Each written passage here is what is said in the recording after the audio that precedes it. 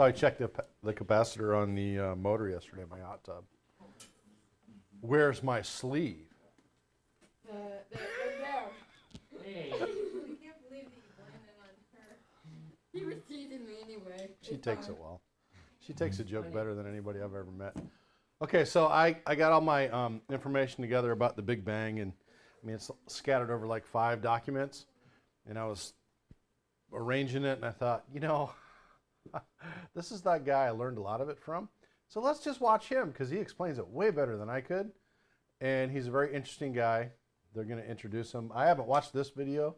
She called up a different one, but that's okay because I think he kind of has a standard presentation. So again, Mr. Schroeder is of the view that the Big Bang is, or that the Bible and science harmonize. Matter of fact, that you have to investigate the Bible or science, nature, in order to get the full view of who God is. So I happen to agree with that view. I don't always agree with everything he says, but he certainly makes you think. So go right ahead.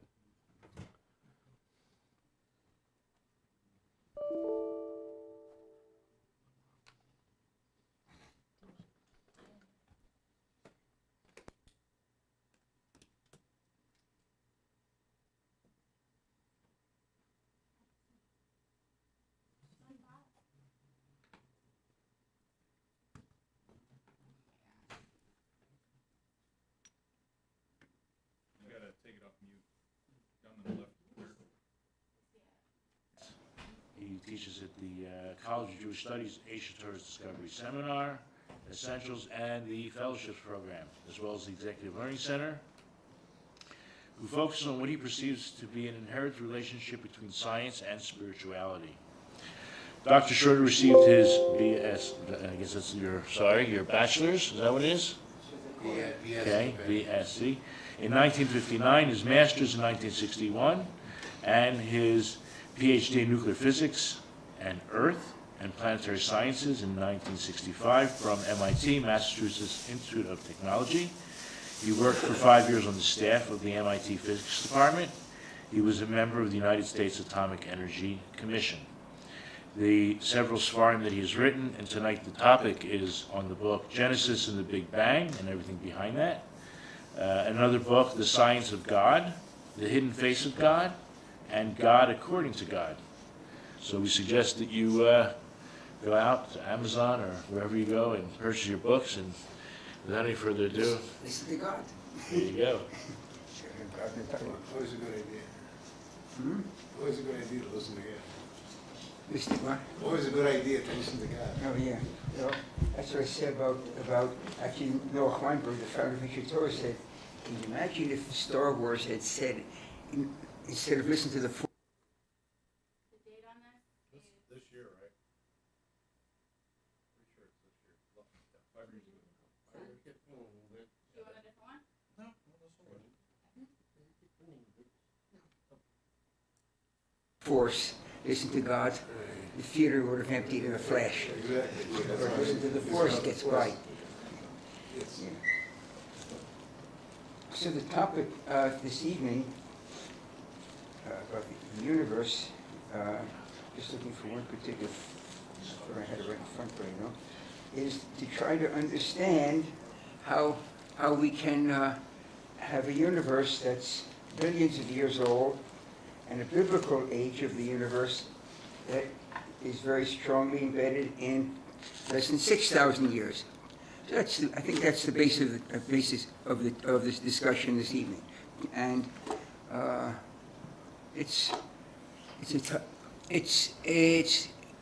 the problem is primarily that people who know a lot of science know very little, often very little Bible. People who know a lot of Bible often know very little science, and so it looks like there's conflict when there really can be confluence between the two. And that's just the key to see to both of the topics. So we'll deal a bit with the age of the universe and other topics if they come up in our interest, whatever topics may interest other people. So the the biblical New Year, Rosh Hashanah, okay, 5777 approximately. Rabbi Schwab has a whole very long article on how we might be off by a few hundred years on that calculation. But the calendar says 5777. Most of them say dates back to what? In other words, what does Rosh Hashanah commemorate? That's the question. Birth of the universe, birth of the planet Earth. Okay, birth of the planet Earth, birth of the universe. Or Nisan. What? Nisan or Well, that may be whichever month, but what does it what happened on day 0 in the calendar? Okay, what? Yes, but you hear other voices saying the creation of the universe, but it's Adam.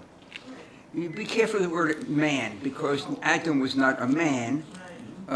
Remember, we're told also in Genesis chapter 1, when about verse 26 of chapter 1 of 26, 27, but also explicitly in chapter 5 when it starts to mention the third child, Seth. So we're told in the second chapter 5, verse 2, now this English matches the Hebrew. God created them, male and female, and called their name, what? Adam. God created them, male and female, and called their name Adam. Adam was not a man. There was Mr. Adam and Mrs. Adam. God created them, male and female, and called their name Adam. Their name. It is only later, no, don't put it here, I'll spell it for sure. Thank you for the offer. You can drink it. So, I don't want it. I can't.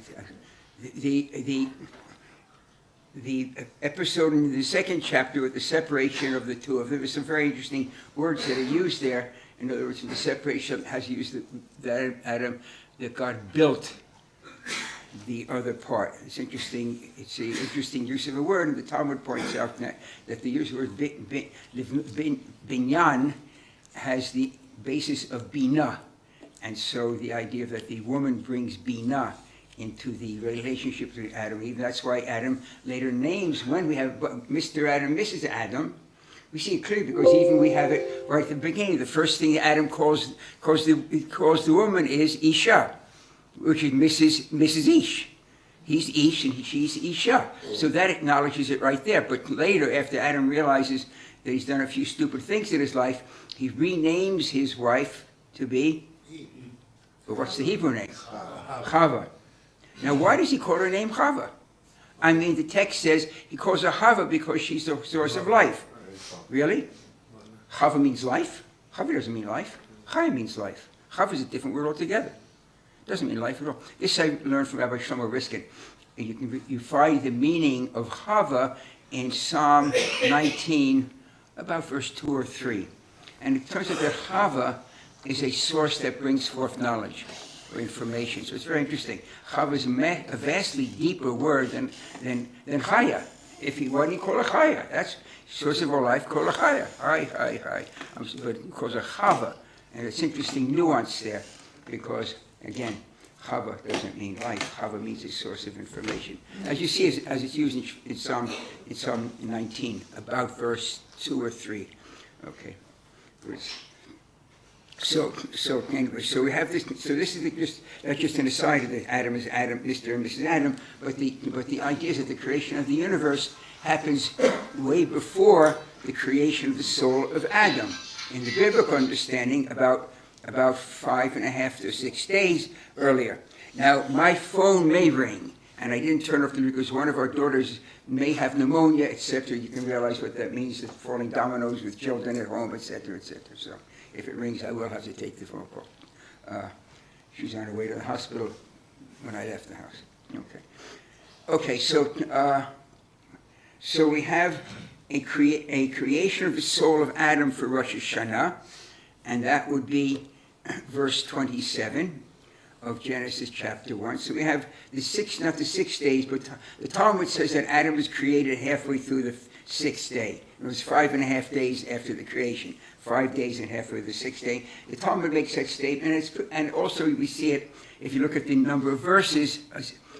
allotted to day number 6, the number of verses allotted to day number 6 of Genesis chapter 1, Adam falls spot on right in the middle. So that might be the source of the Talmud's logic for Adam being created during the 6th day. Because no Chazal holds by that creation being his body. The Ramban, the major Kabbalistic commentary on the Torah, says 3 times over in Genesis chapter 1, verse 1, 2, and 3, that there's one physical creation, the first sentence of the Bible. All other creations aren't physical, so it wouldn't be physical. So either physical or spiritual. Yeah. Verse 21, where God creates the animals, but you got animals already in verse 20. They're different names. They're all guesses for what the animals were, but it can't be their bodies, so it has to be the soul, the nefesh. The nefesh of. Oh, I told you. For those watching the camera, a glass of water was just spilled. Okay, the nefesh, the soul of Adam, right? And then we see verse 26. God says, "Na'aseh Adam, let us make Adam." And then verse 27, God creates the Adam, et ha'adam, the Adam, and that is Peggy Ketzer pointed that out to me. That can't be Adam's body. It was only one physical creation. Everything is made from the Genesis chapter 1, the stuff in verse 1, that creation. So it's Adam's soul, that's the neshama. So animals get one nefesh, one soul, nefesh. Humans get 2 souls, nefesh and neshama. That's what was so schizophrenic. Animals don't have that problem. The nefesh says, take it easy, enjoy life, do whatever you want. The world is my apple to eat. And the neshama says that's really not quite true, because there are other beings out there that have a portion of this world. So it's the ego of Freud. It's nothing. You know, Freud knew this stuff, and that's where he gets, probably, maybe where he got the information, that idea. But we see it in humans also. So, but the Torah makes it explicit that we have 2. And that also is why, when we look in chapter 2, every Israeli school child in Kita Aleph already knows this. If you look at chapter 2, verse 7, it says, God formed the Adam, thus God, etc. The Yetzer, Vav, Yud, Yud, Sadi, Resh. Vav, Yud, Yud, Sadi, Resh. 5 letters. When you look a few verses later, in verse number 19, we're talking about God forming the animals. The grammar is identical. And God formed the animals. Vayetzar, same word, same tense, etc. Vav Yud, Sadi Resh, 1 Yud. So in verse 19, where it's talking about the animals, they get 1 Yud. In verse number 7 of chapter 2, when we talk about the forming of humans, you get 2 Yuds. And it can be any number of things, but it's easiest at this point just to relate it to the nefesh for the animals, the 1 Yud, and nefesh, and the neshama, the 2 Yuds. It's clearly not a spelling error. I give the Bible a break. It's not a spelling error. It's deliberate to teach something. So we humans have these 2 drives, and according to the Bible, that goes back just a few thousand years, namely about less than 6,000 years, the first humans appear. So I just want to jump through that, and then we'll see how that, from there forward, how the rest of the world works. I don't think there are many people that actually believe, there may be people, I don't think there are any people who have actually studied any science that actually believe that people only go back 6,000 years. 90,000 years ago, people started to bury their dead. Now, lest anyone get upset about what I'm about to say, Noah Weinberg, the founder of Aish Torah, made it very clear. In any discussion, the first thing you have to do is define your terms, okay? So when the anthropology textbook and the museum and the anthropology teacher talk about people going back 90,000 years, by 50,000 years ago, people were making clever tools. They've been burying their dead for a long time now. By 10,000 years, people invent farming. It takes a lot of intelligence to invent farming, also foresight, because why would you put grains in the ground? There's not a supermarket. There's no OSHA out down the street to get you whatever you can eat at. You'd be crazy to put the grains in the ground. But you have to have the foresight that maybe 1 grain in the ground gives you 100 grains later in the year. So that takes great foresight, and that goes back about 10,000 years. Farming is invented in the world, as at least at the moment, for all the information we have, right nearby here, where Israel and Syria touch. From pollen studies, you can pretty much determine about when farming is, and from the measurements in different parts of the world, it looks like that we, in fact, in this area did the invention. That takes great insight. That's 10,000 years ago.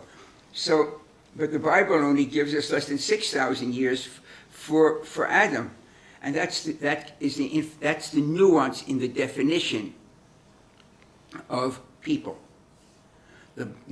The anthropology textbook defines a person as a being that looks like you and looks like me, has your brains and my brains. The anthropology teacher has the same definition, and the museums have the same definition. A person is a being that looks like you, looks like me, has your brains and my brains. In other words, Homo sapiens sapien. But the Bible has a nuance in the definition. The Bible's definition of a person is a being that looks like you and looks like me, has your brains and my brains, and has a neshama.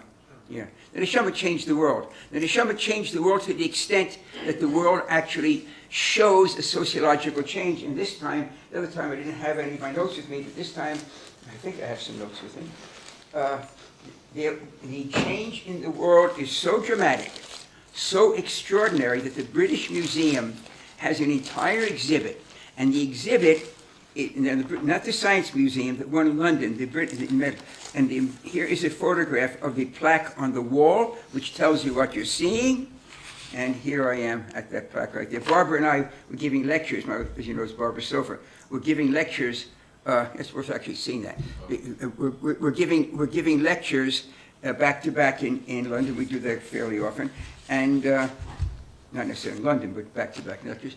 And we had an afternoon off. We went to the British Museum, having no idea what we'd see. And there in the Mesopotamian wing, 2 flights up, was an entire wing, not a room, a wing devoted to an exhibit called The Earliest Cities.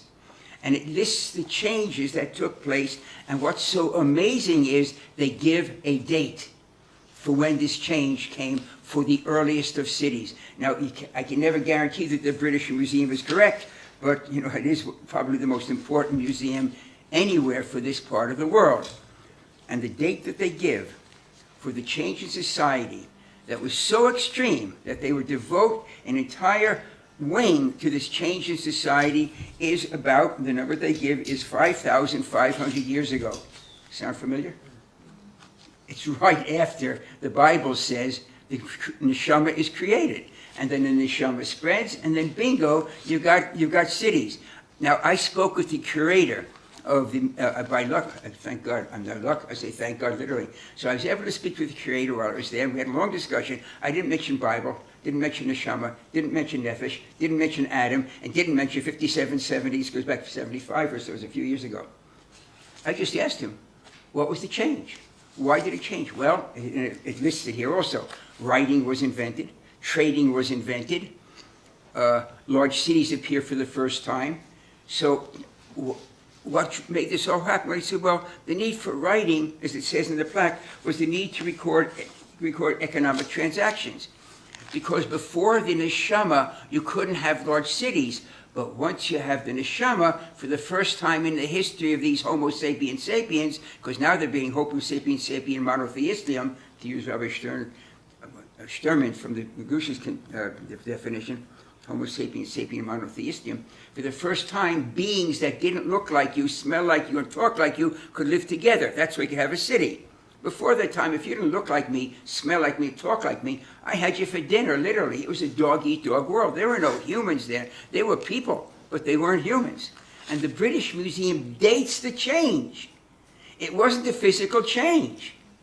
It was a social change. The British Museum, is, as I say, is the most important museum in this part of the world. Writing is invented, trading is invented, large cities appear for the first time, and what is the like the domino effect? Well, writing, once you have large cities, you have division of labor.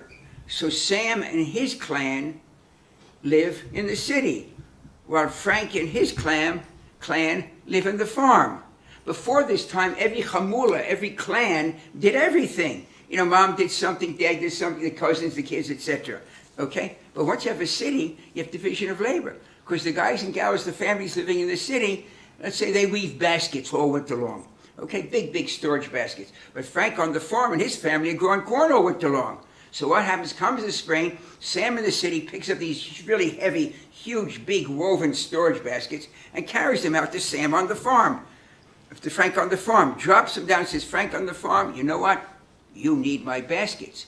because there's no more corn coming till the next growing season, and your corn's gonna get moldy. Store it in my baskets, they breathe, you have plenty of food for your kids. And I'll give you 48 of these, provided you give me 2 baskets for my kids back in the city. And Frank on the farm says, Sam from the city, you are a gift from God. Thank you, it's exactly what I need. But then Frank on the farm breaks the bad news from Sam from the city. Sam from the city, you came out 2 weeks too early. The corn won't be ripe for 2 more weeks. Leave your baskets here, come back in 2 weeks and get your corn. And what does Sam from the city say? Yeah, Frank, good idea, but let's write it out. Frank on the farm, oh, Sam from the city. This is all the British Museum. Writing is invented because bartering is invented, trading. Trading is invented because of division of labor. Division of labor is invented because of the first large cities. Some clams are in the city, some are on the farm. That's the British Museum up to there. Read the plaque. What they don't answer is why the first cities appear. And I asked the curator, that was just so magnificent. I said, look, you're telling me the first cities go back about 5,500 years. The Tower of Jericho goes back 10,000 years, I tell him, because that much I knew. He said, yeah, but don't confuse the Tower of Jericho with the Jericho that Joshua fights thousands of years later. It's the same water source. It's the same oasis. But by the time of Joshua, thousands of years later, it was a huge city, a few kilometers or a few miles on a side. At the time of Joshua, the Tower of Jericho from 10,000 years ago was a marker for the land. It was a land marker that said, this is my land, stay off it. Don't come near, or as I said, I'll have you for dinner, literally. It was a dog-eat-dog world. So that bit was resolved. But it said, so new, so what? What was the change that brought the first cities? And he had an answer, a very good answer, and it's the kind of answer that the Talmud talks about in Berachot, about the 4th daf. And it says the following: teach your tongue to say, I don't know, because that was his answer. We have no idea. We have no idea what made this change. I have the idea. We know the idea. The Neshama came into the world and changed the world. It's not a population explosion. Population explosion goes back 10,000 years to farming. Because once you have farming, you can have big families. Before farming, you could not have big families, because you're following the herd, and there's only a limit to how many babies you can carry. But once you have farming, you're sedentary. You can have large families, and large families do start up here. But it's not a population explosion that caused the cities, because that's 4,000 years before the cities. So what was it? He said, we have no idea. The Neshama tells you exactly why. I mean, the dating is overwhelming. The Bible makes a claim 3,500 years ago that there was a change that took place when this spiritual force came into the world that would change beings into humans, not physiologically. The Rambam in the Moreh Nevuchim, and the guy from the Perplexed, Maimonides, the year 1190, unfortunately it was written in Arabic, as he also expresses disappointment that he wrote in Arabic, but that was the lingua franca for the Jews at the time. So you don't speak Arabic, you might as well read it in English or whatever your best language is. The Maimonides describes beings at the time of Adam that had the same shape and the same intelligence as humans. The same shape and same intelligence, and it's a mixed group tonight, but I'll tell you, Adam and Eve split for 130 years. We see that in chapter 4, beginning of chapter 5. Adam was out on the town, had children by these other women. The Radak says they were Banim Mamash. The Radak is about the year 1200. Notice this is all before people are digging up the fossils. I better put that in my book. No, because the text makes it clear. The text makes it clear. These beings were there. And if the Radak says the children that Adam sired were Banim Mamash, actual children, then that means in modern terms they were genetically the same, which they were. They just weren't spiritually the same. Obviously the Radak didn't use genetically, just said they were Banim Mamash, actual children. They just weren't. They weren't spiritually things. They weren't humans. They were beings that had the same shape and the same intelligence. They were Homo sapiens sapiens, but they weren't Homo sapiens sapien monotheism. To use again Rabbi Stern's word for the differentiation. Okay, so that solves any problem with people saying, well, how can it be that Adam was only 6,000 years ago? Yeah, Adam was the first human, the first being with a neshama, and it changed the world. It just changed the world. It's amazing. When I saw that number, I literally, it's embarrassing to say, but I almost started to cry. I mean, because there's a limit to how many things you can just bump into and realize that it's actually true. I mean, you're supposed to believe it's true, but there's always a question. otherwise you wouldn't have halacha. Everybody, God says, so anyway, is that a question? Yes, that being said and done, I have a friendly discussion with the host. In the 20 years since I first heard you tell me this, people say today that if you don't believe that the world is 6,000 years old, you're not the course. Well, it depends. Go ahead. Well, that could be the case, actually, not because, especially if you don't know the physics of time. But the physics of time makes the world, in the perspectives of time that are listed in the Bible, less than 6,000 years old. Because all of ancient commentary, with no exception, and the two major ones are the Ramban, Nachmanides, and Rashi, okay? Both say that the days, for those that aren't aware, we're talking about now Genesis chapter 1, and there's 5.5 days that come before Adam. So from Adam forward, it's less than 6,057 7 for this year. But the Bible says there is evening, morning, day one, evening, second, etc. That those days are not sunrise, sunset, but they're 24 hours each. There's no exception to that. I won't bother asking everyone to raise their hand, but I'm sure everyone, or almost everyone in this room, has heard the idea that days weren't days, they were really long periods of time. Bend the Bible to match the science. Bend the science to match the Bible. All of Chazal tell us the days are 24 hours each, and one student once says, well, what about the hours? And the Ramban seemed to have foreseen that question, because the Ramban says, K'mo sheshet yemei avodah, like the 6 days of a work week. So you can't even say the hours are wrong. So you have 6, we have 5.5, because remember Adam's creation is at 5.5 days. 5.5 days from the creation till Adam, creation of the universe, and then we have Rosh Hashanah from Adam forward. That's the meaning. Why is it on Rosh Hashanah following in the Ashkenazi service, and I'm not sure what the Sephardi service, but the Ashkenazi service, Hayom Harat Olam, Hayom Yamid B'Mishpat. It's the only sentence that everyone hears. I'll tell you, give enough talks and you realize no one is ever listening to the whole talk. I have an example right here, okay? No one is listening to the whole talk. But when the shofar blows, everyone listens. And in the Ashkenazi service, there are 6 sentences, 3 and 3 on each day, and the identical sentence is said all 6 times, like Chazal was trying to hammer it home. Why did they give us 6 steps? If everyone listens at the shofar blowing, why don't they give us 6 different sentences that were really Ikarim? Because the Ikar of Rosh Hashanah is Hayom Harat Olam, Hayom Yamid B'Mishpat. This is the birthday of the world. Today we stand in judgment. Well, that doesn't make sense. What does the birthday of the world have to do with standing in judgment? Except that the birthday of the world talks about the creation of the neshama. Because only after the neshama can you have judgment. A lion eating a lion is not an avera. It's not a transgression. Lions eat lions. A lion, God forbid, eating a person isn't an avera. Lions eat people also. It's not a nice thing to happen, but the lion isn't sinning. But people killing other people, for murdering other people, murdering other people is. Killing is a different story, but murdering is clearly. So that's it. This is the birthday of the world. Today we stand in judgment. It only makes sense if the birthday of the world, Hayom Harat Olam, relates to the creation of the soul of Adam. And then you can stand in judgment. So that's the nuance in that sentence that's so important, so central, that it is the sentence that Chazal chose that everyone should listen to, because it comes immediately with no... Just so you know, he is not using the word soul in the Greek sense. He's using it in the Hebrew sense, which means the light, not the nebulous, eternal, immortal soul that the Greeks teach. He's a Jew. He's in a synagogue in Jerusalem. He doesn't have to explain it. No break following the blowing of the shofar. It's the only sentence that everyone hears. Okay, so now we have now 5.5 days, 24 hours each, like the 6 days of a work week, leading up, bingo, to Adam, and then this 57, 77, it will change year by year going forward.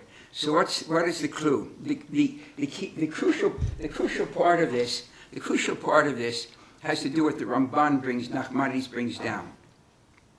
But just as a slight aside before this, you should realize that there's some basic problems in the English translation. Okay?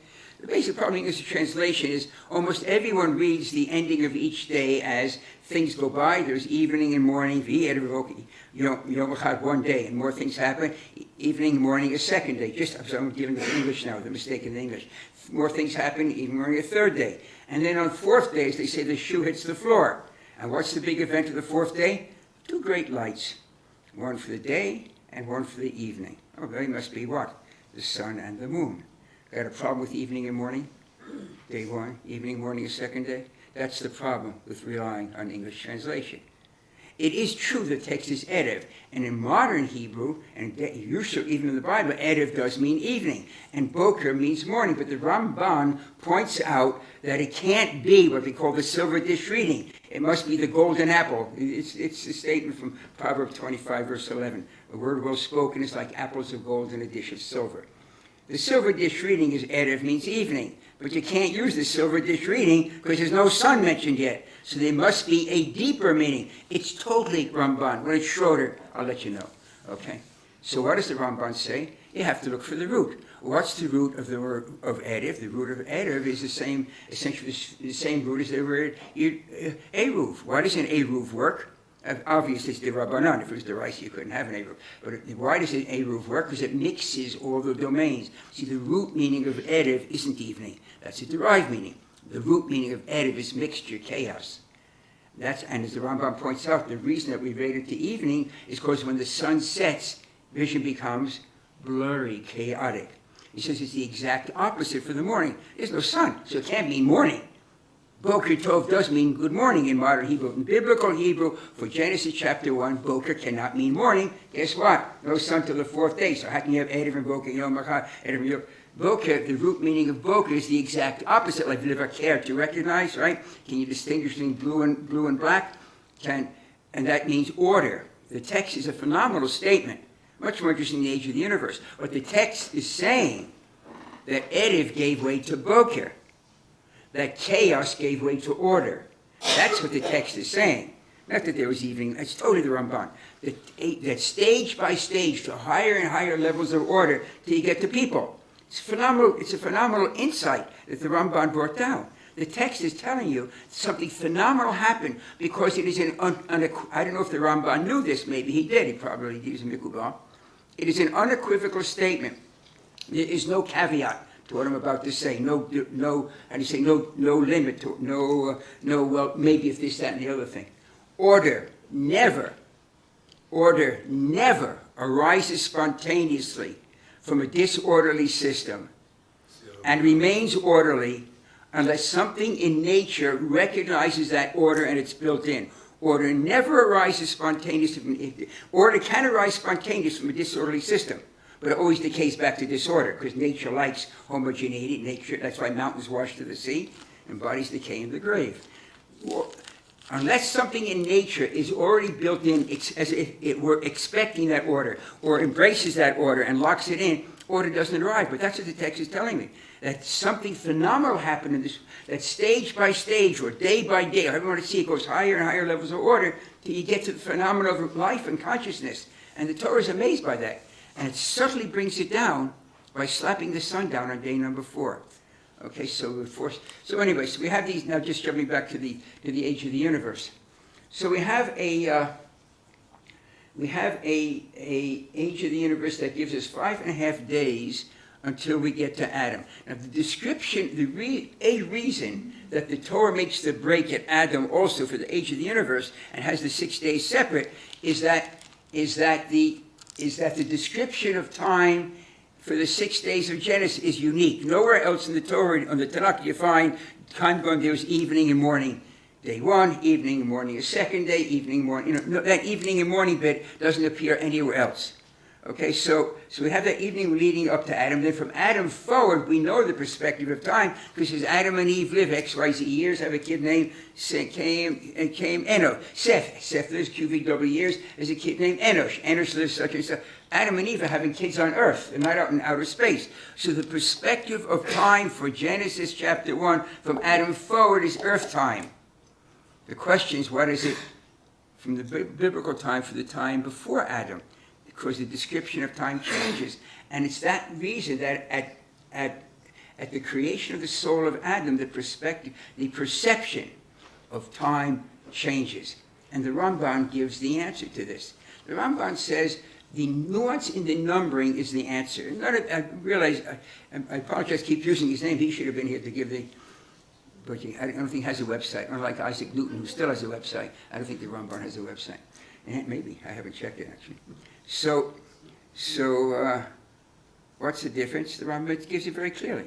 At the end of each day, the day is numbered. The difficulty with the numbering of the days is the form of the number changes from ordinal to, Cardinal or something. yeah, ordinal, from the absolute to the comparative, to the ordinal to the cardinal. I think that's what it put in from the day one, evening one, day one, but the next doesn't say day two, it says second day, third day, fourth day, comparative. So why does the text say day one? Now I assure you that Ramban knew Rashi very well. One day, God one day, but the Ramban says it's tachlis, not the philosophy, the tachlis, how the world is put together. It's the golden apple. Text says day one, he points out, because there wasn't yet a second day. Now the Ramban had actually read the Bible a few times, so he knew that the Bible wasn't given, the Torah wasn't given to Adam, it was given to Moses on Sinai. And the nice thing about knowing their ages, you can just add up the years. Add, and you come to Moses on Sinai is 2,448 years after Adam. Well, what's he telling me? It wasn't a second day. By the time you get to Moses, there have been 2,448 years, times 365 days a year, comes out to just under 900,000 days. By the time you get to Moses on Sinai, there'd been 900,000 second days. And this is his insight. If the view of time for the 6 days of Genesis were from Sinai looking back, the Torah would have written this evening and morning a first day. But it writes day one because there had not yet been a second day. And that's what we all see from the world wars. That in the world wars, no one called, except the pessimists, but no one called the First World War the First World War. It was the Great War, the big war. But by the Second World War, the First World War became the First World War. I always give my same example because it's very personal. I fought in the First Lebanese War. None of us fighting in Lebanon, the First Lebanese War, including my 4 buddies that didn't come back from that First Lebanese War, called it the First Lebanese War. We were fighting in Lebanon. Now, why would I have to say I fought in the First Lebanese War? Why don't I just say I fought in Lebanon? Because, There was a second one. very sadly, there's been a second Lebanese War. Exactly. It's exactly the same. It's just, the Torah writes day one because there hadn't been a second day. Really? By the time you get to Sinai, there have been hundreds of thousands of second days. The only perspective of time that essentially forces the Torah, or the hint the Torah is giving, put it that way, is that when there hadn't been a second day, it's on the first day. The Torah sees time from the beginning looking forward. And once you know anything about cosmology or astronomy, that's the answer. I can tell you, if I have a student in class, because the students change at age, it's not like a whole year at a time, and has taken AP in astronomy, they can finish the class right there. I can sit down. And if everyone realizes, it's not a secret, any measurement that we make of a distant, if you're not right there at the beginning, right there at the event, but you have to see the event with a telescope over time, well, that information has to travel to, you don't see it lifetime. If the galaxy is 5 billion light years away, it took 5 billion years for light to reach you. That's the definition of a light year. How long it takes to travel 1 light year is 1 year. But what happens in the galaxy, what happens in the in a universe, this is the NASA diagram. Just hold it to the camera. It's NASA. Everything on here is from NASA, the National Space Authority, except because they say that no, everything here is except my notes that are scribbled all over the bottom. We have a creation of the universe that expands out. Again, this part of the diagram, we have that really, we didn't know it was going to be so popular, but it is popular. Proof of God in 5 minutes deals exactly with this part of the diagram, the creation. I urge you to look it up. For those that haven't heard me make this blurb before, there are over 4 million views saying it's just this, the creation. That's proof of God in 5 minutes. But here we have an expanding universe. So the universe is getting larger and larger. This is a diagram of time. Creation, each line is another billion years. Over time, the universe starts at a small point, expands out. And the oval out here is where we are. And we live on that oval. The oval is to show the universe is expanding in all directions. Okay, this is a timeline. Question? Yeah? If as I understand you to say, after Adam, time was time as we understand it. In the Bible's point of view. From the Bible's perspective of time is earth time. If that's the case, then how do we understand the chronology of. Oh, no, I can't get it, that's different, we're getting that later. Living 900 Yeah, years. that's not a problem, but it's not, that's not a major problem. Any geneticist will tell you can make it happen. But if you have time at the end, we'll get into it, okay? So I'm gonna go forward and put this all together. I'll get you in a moment. Okay, so we have this expansion over time. Now, Oh, we're out of time. So this wasn't the one I wanted to show you, and it got into the hominid discussion, which I have read and studied a little bit, but have not brought that up. I thought that was kind of an extreme position to teach.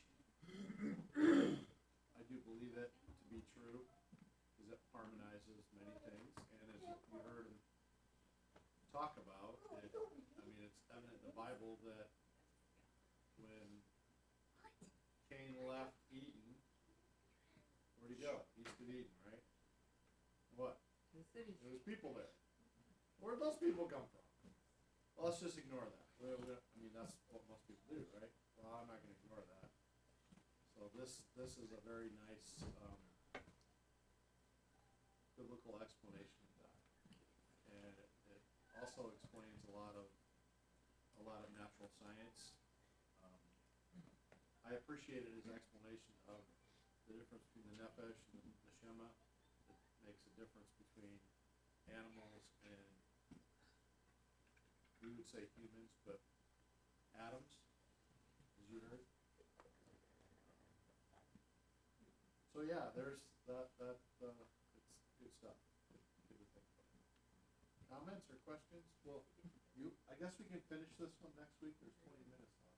He's going to get into the what I really wanted to do today, which was how the universe is 15 3/4 billion years old, and the perspective of the 6 days matches identically with that.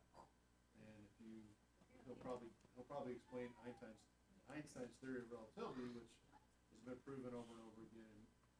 It's not just a theory; it's a fact. It works.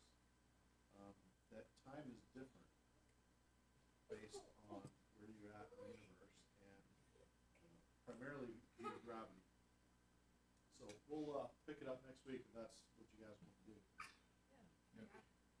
I like that he's well educated in both the religious realm. He understands the language, and he has space.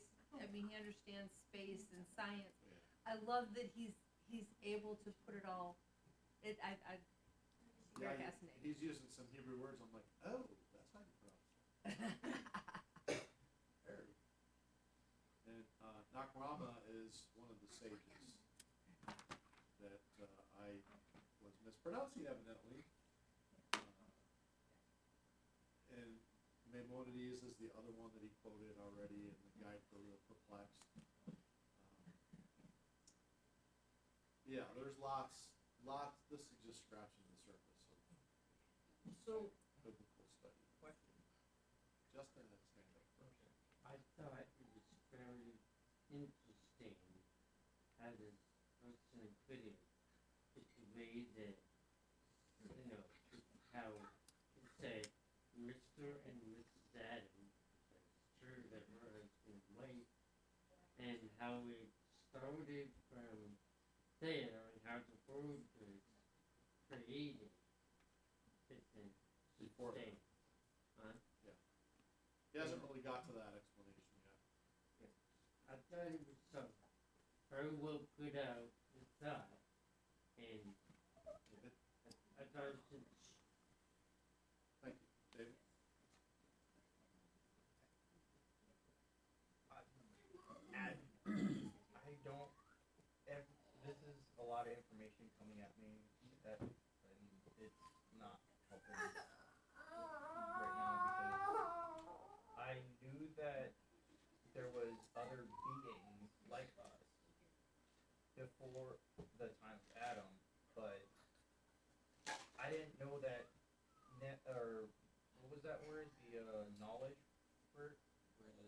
Knowledge. Neshama was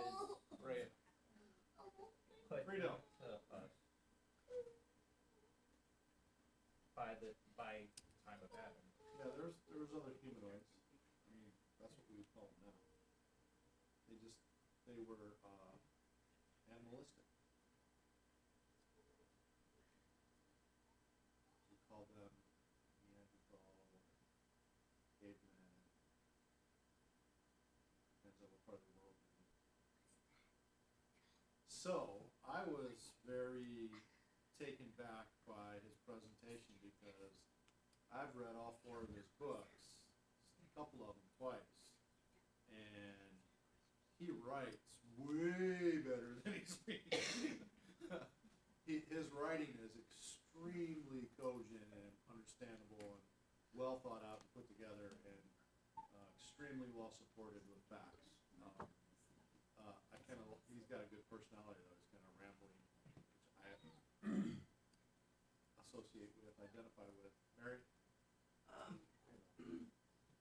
I didn't realize that you name meant full of knowledge, which I thought was pretty cool. Yeah.